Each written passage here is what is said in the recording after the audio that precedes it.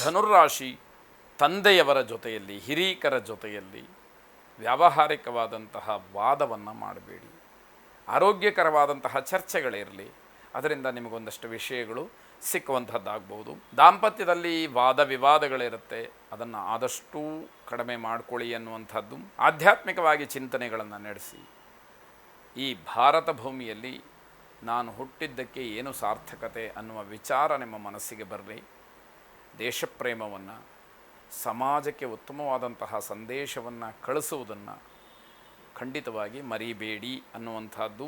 ವಿಚಾರಗಳು ಅಥವಾ ಸಂದರ್ಭಗಳು ಕಾಲಕ್ರಮೇಣ ನಿಮ್ಮ ಪರವಾಗಿ ಕೆಲಸ ಮಾಡಬಹುದು, ಆದರೆ ಆರಂಭದಲ್ಲಿ ನಮ್ಮ ಗಮನ ಪರಿಪೂರ್ಣವಾಗಿ ಸಮಾಜಕ್ಕೆ ಒಳ್ಳೆಯ ಸಂದೇಶ ಹೋಗಬೇಕು, ನನ್ನಿಂದ ಉತ್ತಮವಾದಂತಹ ಸಮಾಜಕ್ಕೆ ಸಹಕಾರ ಸಹಾಯಗಳು ಆಗಬೇಕು ಅನ್ನುವಂತಹ ಭಾವನೆ ಇರಬೇಕಾಗತ್ತೆ. ಮಹಾಲಕ್ಷ್ಮಿಯ ಪ್ರಾರ್ಥನೆಯನ್ನು ಮಾಡಿ. ಶುಭವಾಗಿ. ಮಕರ ರಾಶಿ, ಕುಟುಂಬ ಸದಸ್ಯರ ಜೊತೆಯಲ್ಲಿ ಸ್ವಲ್ಪ ಸಮಯವನ್ನು ಕಳೀಬೇಕು ಅಂತ ಹೇಳಿ ಅಂದುಕೊಂಡ್ರೆ ಅದಕ್ಕೆ ನಿಮಗೆ ಅವಕಾಶಗಳು ಕಡಿಮೆ ಇರುತ್ತೆ. ಪ್ರಭಾವಿಗಳ ಪರಿಚಯ ಯಾವುದೇ ರೀತಿಯ ಉಪಯೋಗಕ್ಕೆ ಬರದೇ ಇರುವಾಗ ಆಗತ್ತೆ. ಅದು ಉಪಯೋಗ ಆಗಬೇಕು ಅನ್ನುವಂಥದ್ದು ನಮ್ಮ ಆಶಯ. ಕೆಲಸದ ಒತ್ತಡಗಳ ಮಧ್ಯೆಯೂ ಕೂಡ ಸಾಮಾಜಿಕ ಸೇವೆಯನ್ನು ಮಾಡೋದಕ್ಕೆ ಅವಕಾಶಗಳಾಗತ್ತೆ. ಮನಸ್ಸಿರಬೇಕಷ್ಟೇ, ಅದನ್ನು ಸದುಪಯೋಗ ಮಾಡಿಕೊಳ್ಬೇಕು. ಸಾಯಂಕಾಲದ ಹೊತ್ತಿಗೆ ಬೇಸರವಾಗ್ತಕ್ಕಂಥದ್ದು, ಮಕ್ಕಳ ಬಗ್ಗೆ ತುಂಬ ಚಿಂತನೆಯನ್ನು ಮಾಡಬೇಕಾದಂಥದ್ದು, ಅಪಕೀರ್ತಿ ಬರುವಂತಹ ಹೆದರಿಕೆ ಆಗ್ತಕ್ಕಂತಹ ಸಾಧ್ಯತೆಗಳು ಹೆಚ್ಚಾಗಿರುತ್ತೆ. ಮಕ್ಕಳು ಏನೋ ಕೆಲಸಗಳನ್ನು ಮಾಡ್ಕೊಂಡು ಬಂದಿರ್ತಾರೆ, ತಂದೆ ತಾಯಿಗಳಿಗೆ ಅದು ದೊಡ್ಡ ಅವಮಾನ, ಇಡೀ ಕುಟುಂಬಕ್ಕೆ ಅವಮಾನ, ಇಡೀ ಕುಲಕ್ಕೆ ಅವಮಾನ. ಅದು ಅರಗಿಸ್ಕೊಳ್ಳೋದಕ್ಕೆ ಕಷ್ಟವಾಗುತ್ತೆ, ಆದರೆ ಬೇರೆ ದಾರಿ ಇಲ್ಲ. ಇದೆಲ್ಲವನ್ನು ಸೂಕ್ಷ್ಮವಾಗಿ ಗಮನಿಸಬೇಕಾಗತ್ತೆ. ಶಾಂತಿಯ ವಾತಾವರಣವನ್ನು ಸೃಷ್ಟಿ ಮಾಡಬೇಕಾದಂಥದ್ದು. ದುರ್ಗಾ ಪರಮೇಶ್ವರಿಯನ್ನು ಪ್ರಾರ್ಥನೆ ಮಾಡಿ. ಅನುಕೂಲ ಇರತಕ್ಕಂಥವರು ದುರ್ಗಾ ಸಪ್ತಶತಿ ಪಾರಾಯಣವನ್ನು ಮಾಡಿಸಿ. ಶುಭವಾಗಿ.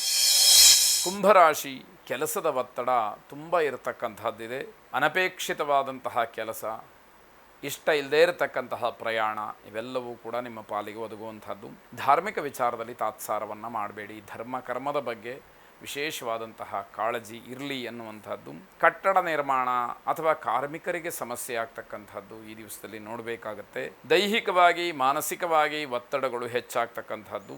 ಹೊಸ ಕೆಲಸಕ್ಕೆ ಶುಭ ಅಲ್ಲದೇ ಇರತಕ್ಕಂತಹ ದಿವಸ. ಹನುಮಾನ್ ಚಾಲೀಸವನ್ನು ಶ್ರವಣ ಮಾಡಿ, ಪಠನ ಮಾಡಿ.